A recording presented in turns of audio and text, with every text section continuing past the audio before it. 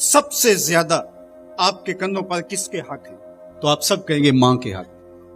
حضور سے بھی پوچھا گیا من ابرو، حضور میں سب سے زیادہ کس کے ساتھ حسن سلوک کروں، یہ حضور سے سوال کیا گیا۔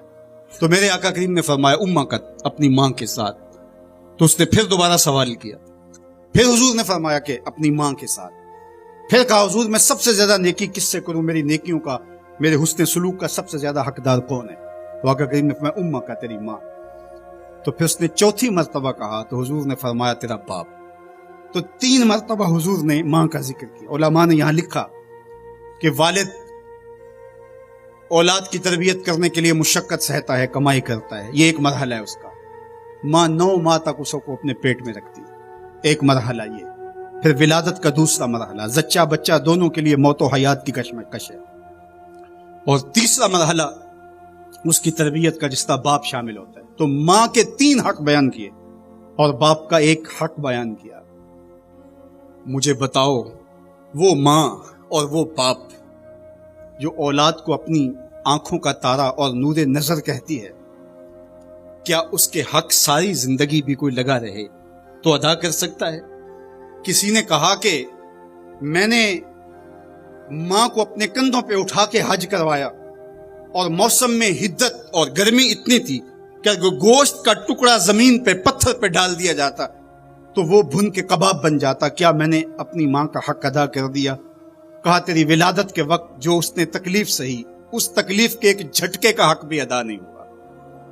یہ تیری ماں ہے، کیا تو اتنی بے وفا ہو گئی ہے کہ اس ماں کی مرضی اب تیری مرضی نہیں رہی؟ وہ باپ جس کی ہڈیاں بھی درد کر رہی ہیں اور وہ مزدوروں والے اڈے پہ بیٹھا ہے، اور جب کوئی مزدور لینے آتا ہے تو اس سے صحیح طرح سے اٹھا بھی نہیں جاتا، پھر بھی کلی والا ڈبہ اٹھا کے آگے بڑھتا ہے۔ تو حقوق والدین کے جو ہے وہ بہت سارے ہیں، کہا تو اس کے ایک درد کے جھٹکے کا جواب بھی نہیں دے سکا۔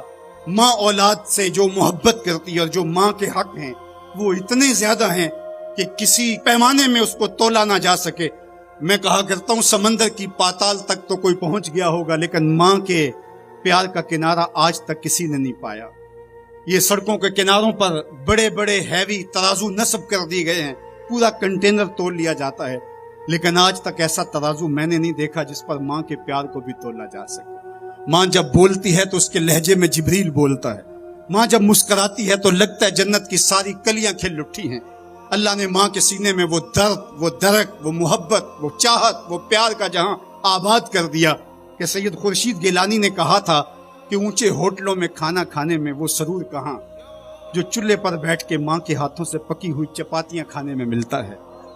اور کہا اونچے اونچے اسٹیجوں پہ حضرت صاحب، عالی جناب، مفتی صاحب، قبلہ عالم، کیا کیا لفظ سننے کو ملتے ہیں، لیکن ان لفظوں میں وہ چاشنی کیا جو ماں کی زبان سے اوئے مٹھو اور اوئے ببلو کے اندر رکھی گئی ہے۔ ماں کے سینے میں تڑپتی ہوئی ممتا اور محبتوں کا جہاں، اس کی کوئی مثال ہی نہیں ہے۔ ماں کو اتنا پیار کیوں ہے اور ساری زندگی ماں کے حق ادا کرتا رہے پھر بھی حق ادا نہ ہو؟ کیوں؟ اس لیے کہ ماں نے جنم دیا ہے۔ یہی جواب ہے نا آپ کا کہ ماں اتنا پیار اس لیے کرتے، اس کے حق کتنے ہیں کہ میرے حضور نے کہا پھر ماں، پھر ماں، پھر ماں۔